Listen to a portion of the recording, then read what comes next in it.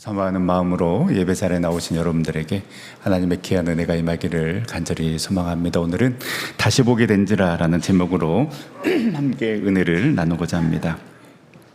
예수님을 믿고 구원받은 하나님의 자녀에게 나타나는 뚜렷한 특징이 하나 있습니다. 바로 그것은 변화입니다. 물론 주님을 만나면 외적인 변화도 일어납니다. 하나님의 은혜를 깊이 체험한 사람은 일단 얼굴 빛부터가 밝아집니다. 옆에 있는 분들 한번 바라보시기 바랍니다. 얼굴 빛이 밝은지 어두운지. 내면 깊은 곳에 그 세상에 줄 수 없는 또 왠지 모를 기쁨과 평안이 채워지기 때문에 당연히 그 은혜가 얼굴의 표정으로 또 삶의 행동으로 자연스럽게 흘러나오게 됩니다. 하지만 눈에 보이는 그 외적인 모습보다 훨씬 더 중요한 본질적인 것은 내적인 변화입니다. 우리는 예수님을 믿고 새 생명을 얻은 것을 가리켜서 거듭남이라고 표현합니다. 영어로는 born again, 다시 태어났다라고 이야기를 합니다. 여러분, 우리의 겉모습과 육신은 예수님을 믿기 전이나 예수님을 믿은 후나 똑같은데 왜 굳이 born again, 다시 태어났다라고 표현을 할까요? 그것은 우리의 내면에서 이전과는 완전히 차원이 다른 놀라운 영적인 변화가 일어났기 때문입니다. 이 내면의 영적인 변화가 우리에게 가져다주는 가장 큰 축복은 바로 내 삶을 해석하는 관점이 달라진다는 것입니다. 내게 주어진 환경이나 상황은 어제나 오늘이 똑같을지 몰라도요, 그것을 바라보는 눈은 예수님을 믿기 전과 믿기 후가 완전히 달라집니다. 그래서요, 고난을 해석하는 관점이 달라집니다. 모든 상황을 믿음의 눈으로 바라보게 되고 삶은 풀어야 할 문제가 아니라 경험해야 될 신비로 받아들이게 됩니다. 그리고 사람을 바라보고 이해하는 관점이 달라집니다. 받은 은혜와 사랑이 있으니 여유가 생기게 되고 변화된 만큼 다른 사람을 이해하고 받아들이는 공간이 넓어지게 되는 것입니다. 그리고 이 영적인 변화를 통해 비로소 우리에게 맡겨진 그 사명을 감당할 힘과 능력이 생기는 것입니다. 왜 이런 부족한 나를 하나님께서 사랑하셔서 구원하여 주셨을까? 하나님의 자녀 삼아 주셨을까? 그 구원의 감격과 기쁨 속에 살아가는 사람, born again, 다시 태어난 사람은 여기에서 질문을 할 수밖에 없는 것입니다. 왜 나를 사랑하셨는지, 왜 나를 구원하여 주셨는지, 하나님의 뜻과 계획은 어디에 있는 것일까? 그 하나님의 뜻과 계획을 발견하기 위해서, 그리고 발견하고 기쁨으로 감당하게 되는 변화가 일어나게 되는 것입니다. 오늘 다메섹 도상에서 예수님을 만난 사울에게 바로 이 거듭남의 역사, 놀라운 내면의 변화가 일어나게 되는데요. 사실 이제 오늘 본문은 작년 가을에 이 사람은 나의 택한 그릇이다라는 제목으로 이미 은혜를 나누었던 말씀입니다. 작년에는 그 자격 없는 핍박자 사울을 일방적으로 찾아오신 그 하나님의 주권적인 부르심과 선택에 초점을 맞췄다라면, 오늘은 그 빛 대신 주님을 만난 사울의 그 깊은 내면에 어떤 변화가 일어났는지에 초점을 맞추며 은혜를 나누고자 합니다. 앞서 말씀드린 거듭남, 즉 영적인 변화에 있어서 우리가 꼭 기억해야만 하는 사실이 있습니다. 바로 이 변화를 일으키는 분은 내가 아니라 하나님이다라는 것입니다. 우리는 결코 내 힘으로, 내 의지로 스스로를 새롭게 할 수 없습니다. 우리의 내면을 만지시고 이끌어 가시는 주체는 하나님이십니다. 오늘 다메섹 도상에서 예수님을 만난 사울도 마찬가지였습니다.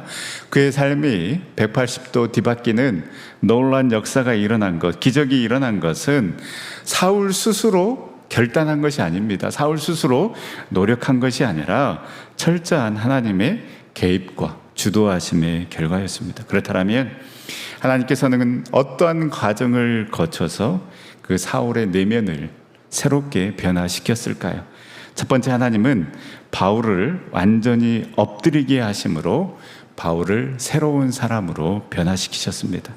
오늘 본문 3절 읽지는 않았지만 오늘 사도행전 9장 3절 4절에 보면 그 과정을 자세하게 기록하고 있습니다. 당시 사울은 예수 믿는 사람들을 잡아 가두겠다라는 그 일념 하나로 예루살렘에서 무려 213km나 떨어진 다메섹까지 거침없이 달려갔습니다. 성경은 당시 사울의 모습을 위협과 살기가 등등하여라고 표현하고 있는데요. 자기 열정과 빗나간 신념에 사로잡혀 멈출 줄 모르고 폭주하는 기관차와 같았습니다. 그런데 그가 다메섹에 거의 다다를 즈음에 호련히 하늘로부터 강력한 빛이 그를 둘러 비추었습니다. 종호의 장렬하는 그 태양보다 더 뜨거운 빛이, 즉 압도적인 주님의 현존이 사울을 덮친 것입니다. 그 순간 거칠 것 없었던 사울은 그 자리에서 고꾸라지고 맙니다. 4절 말씀에 보면 땅에 엎드려져 들음에 소리가 있어 이르시되 사울아 사울아 네가 어찌하여 나를 박해하느냐 하시거늘. 여러분, 위협과 살기가 등등했던 사울은 결코 남에게 먼저 엎드릴 사람이 아닙니다. 그는 율법에 정통했고 누구보다 당당했습니다. 그러나 강력한 그 주님의 임재 앞에 그는 엎드려질 수밖에 없었습니다. 여러분, 이 엎드려짐은 단순한 육체의 넘어짐이 아닙니다. 내가 무조건 옳다고 믿고 달려왔던 그 오만한 가치관, 내 힘과 내 지식으로 살아가려고 했던 그 지독한 교만과 자존심이 주님 앞에 완전히 무너지고 항복하는 순간이었습니다. 스스로는 결코 멈출 수 없었던 사울의 폭주를 하나님께서 강권적인 그 은혜의 빛을 비추사 그 고집스러운 무릎을 땅에 꿇게 하신 것입니다. 여러분, 우리도 사울과 너무나도 비슷할 때가 많습니다. 내 생각과 내 고집이 무조건 옳다고 믿고 또 내 힘으로 내 능력으로 무언가를 이루어 보겠다라고 멈출 줄 모르고 폭주할 때가 얼마나 많습니까? 스스로는 도저히 멈추지 못하고 결코 남에게 먼저 엎드려지지 않으려는 그 지독한 교만, 욕심이 우리 안에 있습니다. 그래서 사랑의 하나님은 때때로 우리의 그 질주를 강권적으로 멈춰 세우십니다. 뜻하지 않는 인생의 실패를 통해서 또 육신의 질병을 통해 혹은 내 마음대로 되지 않은 그 자녀나 환경의 문제를 통해 꼿꼿했던 우리의 무릎을 땅에 꿇게 하십니다. 그때 우리는 원망하며 발버둥 칩니다. 하나님, 왜 나를 넘어뜨리십니까? 하나님, 왜 내 앞길을 막으십니까? 하나님, 왜 내가 이러한 어려움을, 아픔을 겪어야 합니까? 그러나 여러분 기억하십시오. 내 힘으로 살아가려던 인생이 브레이크가 걸려서 땅바닥에 완전히 엎드려진 그 절망의 자리가 사실은 나를 살리시려는 주님의 강력한 은혜가 시작되는 자리임을 여러분 믿으시기를 바랍니다. 내 자존심, 내 경험, 내 지식이 철저히 깨어지고 엎드려지는 바로 그 순간 비로소 주님께서 내 삶의 진정한 주인으로 임하시기 때문입니다. 여러분, 아직도 내 힘으로 해보려고 발버둥 치고 계십니까? 하나님께서 나를 엎드리게 하실 때에 끝까지 버티는 것이 아니라 나를 강권적으로 멈춰 세우시는 그 은혜의 빛 앞에 내 힘을 빼고 온전히 엎드려져서 무릎 꿇고 주님의 은혜와 사랑, 긍휼을 구할 때에 나를 치시는 것 같았던 그 주님의 손길이 사실은 나를 가장 아름답게 빚어가시는 생명의 만지심이었음을 깨닫게 될 줄 믿습니다. 여러분, 우리가 하나님 앞에 온전히 엎드려지면 어떤 일이 일어난 줄 아십니까? 내가 누구인지 분명하게 알게 되는 것입니다. 예수님 만나기 전에는 나 잘난 맛에 살았습니다. 두려울 것이 없었습니다.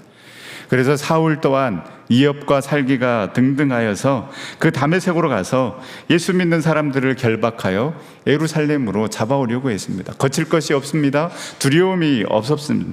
그러나 예수님 앞에 완전히 엎드려지는 순간 이제 본인이 누구인지를 깨닫게 된 것입니다. 그래서 바울은 고백합니다. 디모데전서 1장 12절에서 13절 말씀인데요, 우리 함께 읽겠습니다. 나를 능하게 하신 그리스도 예수 우리 주께 내가 감사함은 충성되이 여겨 내게 직분을 맡기심이니 내가 전에는 비방자요 박해자요 폭행자였으나 도리어 긍휼을 입은 것은 내가 믿지 아니할 때에 알지 못하고 행하였습니다. 아멘. 바울은 그 바울의 과거와 현재의 삶을 너무나도 잘 표현하고 있는 말씀입니다. 예수님을 만나고 나니, 그 예수님 앞에 온전히 무릎 꿇고 엎드려지고 나니 내가 누구인지, 내가 어떤 사람인지 분명하게 알게 되는 것입니다. 그래서 바울은 고백하고 있는 것입니다. 내가 전에는 비방자요, 박해자요, 폭행자였다라는 것입니다. 예수님을 만나기 전에는, 그 예수님의 현존 앞에 온전히 무릎 꿇기 전에는 이런 고백을 할 수 없었습니다. 그러나 예수님을 만나고 나니 내가 누구인지 알게 된 것입니다. 전에는 비방자요, 박해자요, 폭행자였습니다. 그런데 나를 구원하여 주시고 내게 직분을 맡기신 것에 바울은 감사할 수밖에 없었던 것입니다. 여러분 어떻습니까? 바울의 고백처럼 여러분도 나를 구원하여 주신 그 주님의 은혜에 감격하고 있습니까? 왜 하나님 나 같은 자를 사랑하여 주셨습니까? 왜 하나님 나 같은 자를 구원하여 주셨습니까? 내가 전에는 이런 사람이었는데, 비방자요, 박해자요, 폭행자였는데, 정말 너무나도 보잘것없는 사람이었는데 왜 하나님 나를 사랑하여 주시고 구원하여 주셔서 정말로 나에게 이러한 귀한 직분을 허락하여 주시고 주님의 일을 감당할 수 있도록 나를 여기까지 인도하여 주셨습니까? 그 은혜를 생각하면 감사할 수밖에 없는 것입니다. 그래서 여러분, 내가 쓰임받고 있음에, 내가 구원받았음에 감사하고 있고 기쁨으로 감당하고 있습니까? 교회는 다니고 예수 그리스도를 믿는다고 하지만은 하나님 앞에서, 사람 앞에서 여전히 내가 옳다고 고개 쳐드는 자, 여전히 내 힘과 내 능력으로 살아갈 수 있다라고 큰 소리 치는 자, 이 정도면 됐지, 딱 내 기준 정해놓고 그 수준에만 머물러 있는 자, 여러분 온전히 주님 앞에 엎드리지 못한 자입니다. 사랑하는 전육교 성도 여러분, 우리가 주님 앞에 낮아지고 온전히 엎드려짐으로 주님을 만날 뿐만 아니라 내가 누구인지 확실하게 깨닫고 나를 구원하여 주신 그 주님의 은혜에 감격하며 나를 여기까지 인도하여 주신 하나님께 감사하며 살아가는 저와 여러분들의 삶이 될 수 있기를 간절히 소망합니다. 두 번째, 하나님은 바울의 내면을 철저하게 비우게 하심으로 바울을 새로운 사람으로 변화시키셨습니다. 이 다메섹 도상에서 하늘로부터 임한 강력한 빛에 엎드려진 사울은 그곳에서 자신을 부르시는 주님의 음성을 듣게 됩니다. 사울아, 사울아, 네가 어찌하여 나를 박해하느냐? 두려움에 사로잡힌 사울은 묻습니다. 주여, 누구시냐이까? 묻는 사울에게 주님은 나는 네가 박해하는 예수다라고 이야기합니다. 여러분, 사울은 예수님을 직접 뵌 적이 없었지만 예수님은 당신의 자녀들을 박해하는 것을 주님 당신을 박해하는 것으로 동일시하셨던 것입니다. 사울은 평생 율법을 지키면서 하나님을 가장 잘 섬기고 사랑한다라고 생각했던 그 자신의 열심이 사실은 하나님이신 예수님을 철저히 핍박하는 끔찍한 제약이었다라는 이 엄청난 충격 속에 사울은 사람들의 손에 이끌려 성으로 들어갑니다.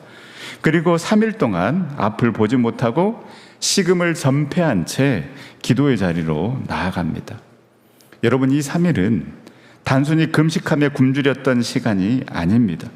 영적으로 보면 자신이 평생 공들여 쌓아 올린 그 견고한 성이 완전히 무너져 내리는 옛 자아의 장례식과 같은 시간이었습니다.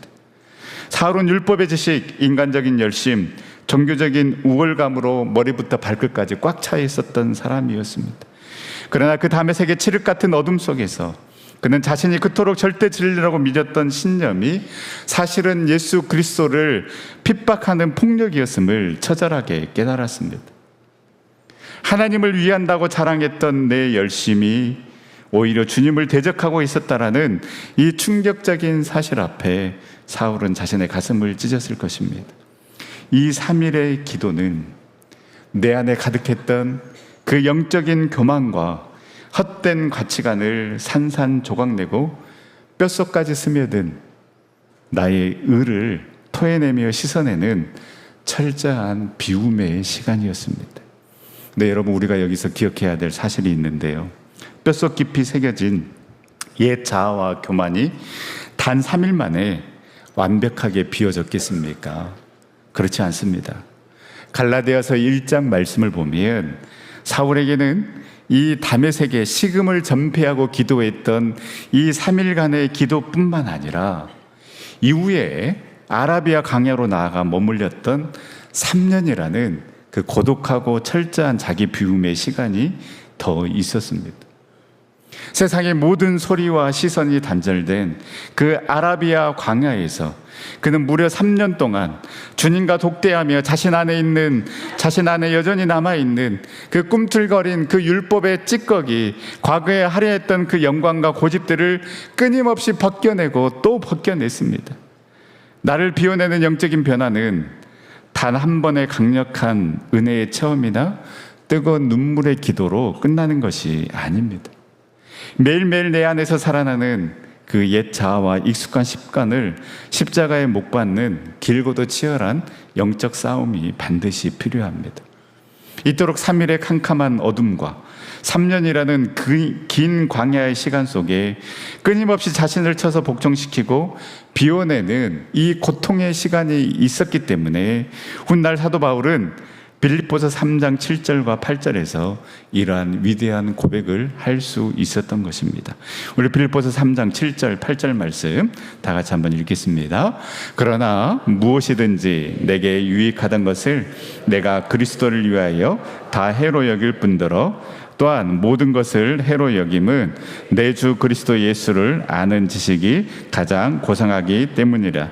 내가 그를 위하여 모든 것을 잃어버리고 배설물로 여김은 그리스도를 얻고. 아멘.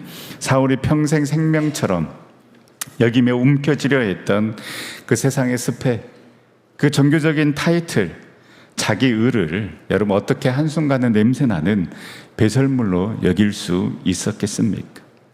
내 안에 가득 차 있던 그 옛 자아와 오물들을 치열하게 다 비워낸 그 빈자리에 세상 무엇과도 바꿀 수 없는 보배이신 예수 그리스도가 채워지는 그 놀라운 은혜를 경험했기 때문입니다. 비워냈기 때문에 예수 그리스도로 채울 수 있었던 것입니다. 이 식음을 전폐한 3일의 기도, 그리고 그 아라비아 광야에서의 그 3년의 철저한 자기 비움의 시간이 있었기 때문에 내가 자랑하려고 했던, 내가 드러내려고 했던 그 모든 것들은 아무것도 아니구나, 배설물로 여기고 오직 예수 그리스도만 드러내고 자랑하는 삶을 살아갈 수 있었던 것입니다. 여러분, 우리에게도 이 다메섹의 3일 그리고 아라비아 광야의 3년과 같은 치열한 비움의 시간이 절대적으로 필요합니다. 우리는 흔히 기도를 통해 내 삶에 무언가를 자꾸 더하고 채워달라고만 구합니다. 내 고집, 내 가치관, 세상의 욕심은 고스란히 움켜쥔 채 그 위에 하나님의 축복만 얹어달라고 때를 쓰고 있지는 않습니까? 그러나 여러분, 진정한 영적인 변화는, 그리고 구원받은 다시 태어난 그러한 자녀는 여러분 채움 이전에 철저한 비움의 시간이 있다라는 것입니다. 이미 다른 것으로 꽉 차 있는 그릇에는 아무리 맑은 물을 부어도 담길 수가 없습니다. 여러분, 지금 우리의 마음 가운데는 무엇으로 가득 차 있습니까? 나의 욕심과 욕망을 비워내지 않으면 주님께서 부어주시고자 하시는 그 놀라운 은혜와 사랑을 담아낼 수가 없다라는 것입니다. 여러분, 한번 회개했다고 끝나는 것이 아닙니다. 주님은 오늘 우리에게 그 우리 내면에 있는 찌꺼기들을 매일매일 남김없이 쏟아내는 기도를 요구하십니다. 내 열심과 내 의를 십자가에 못 박고 철저히 나는 십자가 앞에서 죽노라고 고백할 때에 여러분, 우리의 영혼은 주님의 능력으로 다시 살아나게 될 것이고, 그 철저하게 비워낸 그 빈자리는 주님의 은혜로 채워져서 이제 내 안에 예수 그리스도가 살아계시는 삶을 살아가는 저와 여러분들이 될 수 있기를 간절히 소망합니다. 마지막 세 번째, 하나님은 바울을 다시 보게 하심으로 바울을 새로운 사람으로 변화시키셨습니다. 3일간의 치열한 엎드림과 비움의 시간이 지난 후에 주님은 여호와는 은혜로우시다라는 뜻을 가진 아나니아를 사울에게 보내십니다. 처음에 아나니아는 거부감을 드러냅니다.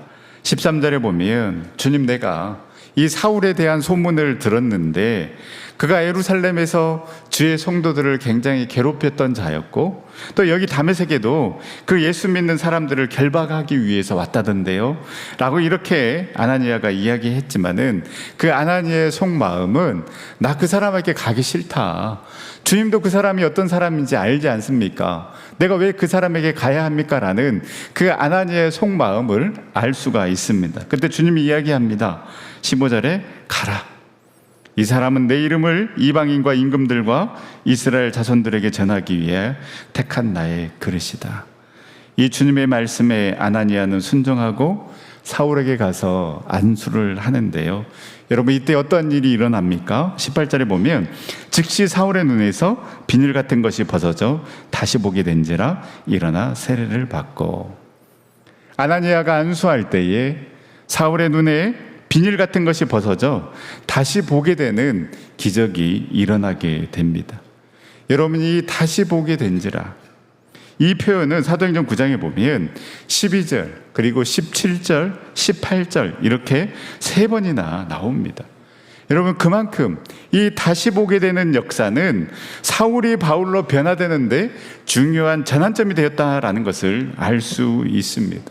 이 다시 보게 된지라, 이 말씀은 헬라어 언어로 아나블레포입니다. 이 단어는 다시 보다라는 뜻도 있지만 동시에 위를 우러러 보다라는 뜻도 가지고 있습니다. 사울의 눈에서 비닐이 떨어졌을 때에 그는 단순히 잃어버렸던 과거의 시력을 되찾은 것이 아닙니다. 아나니아가 안수할 때 다시 보게 되었다는 것은 단순히 시력을 되찾은 것이 아니라 이제 그의 시선이 땅에서 하늘로 옮겨진 것입니다. 세상의 성공을 향해 땅만 보고 폭주하던 사울이 드디어 위를 우러러 보며 하늘의 주님을 바라보게 된 것입니다. 시선의 방향이 완전히 바뀐 것입니다. 여러분 이처럼 비닐이 벗겨져 다시 보게 된 바울은 이제 과거와는 전혀 다른 새로운 것을 바라보게 되는 것입니다. 그래서 빌립보서 3장 13절 14절 말씀에 그는 이 벅찬 간격을 이렇게 고백합니다. 오직 한 일, 즉 뒤에 있는 것은 잊어버리고 앞에 있는 것을 잡으려고 표대를 향하여 그리스도 예수 안에서 하나님이 위에서 부르신 그 부름의 상을 위하여 달려가노라.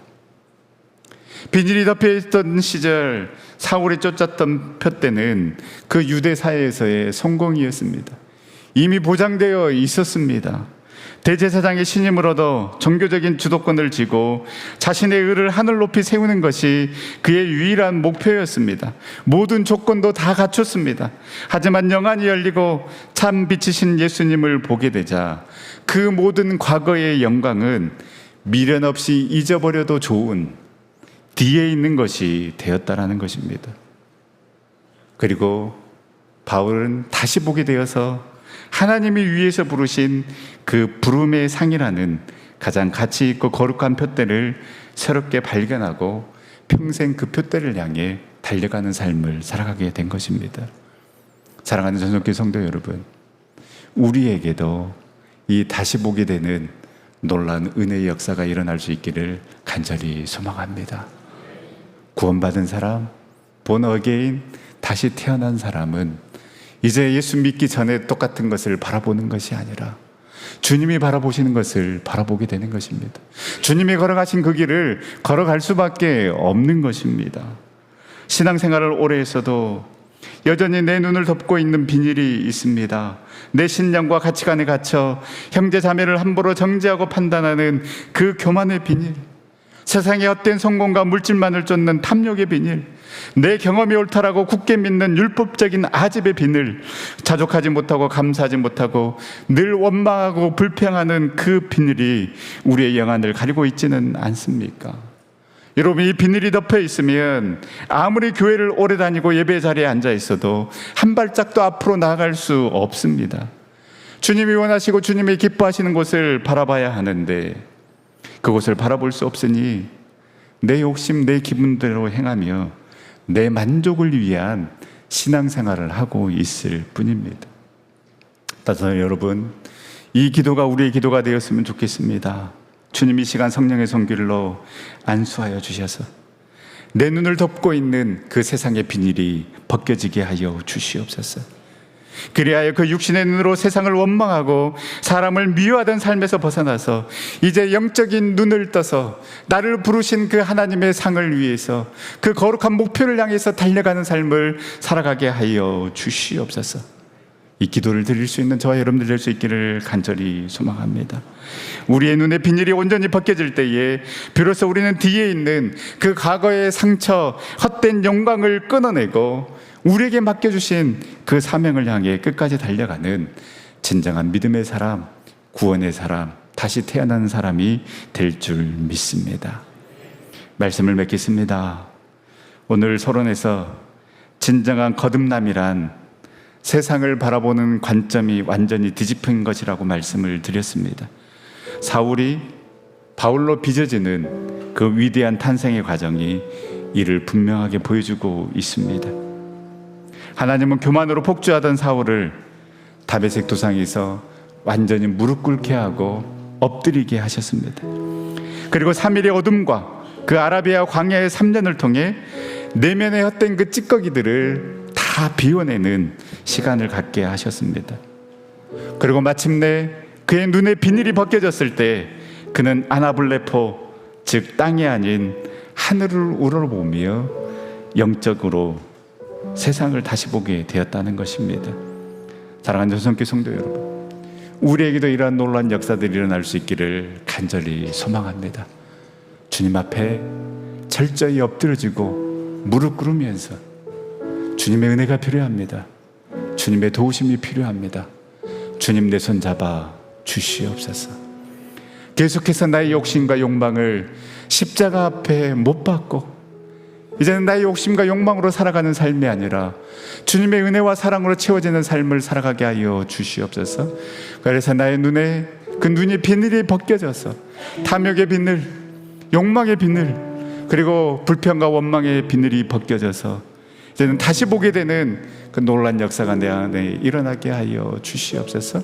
믿음의 눈으로 주님을 바라보게 하여 주시고 주님이 걸어가신 그 길 걸어가게 하여 주시옵소서.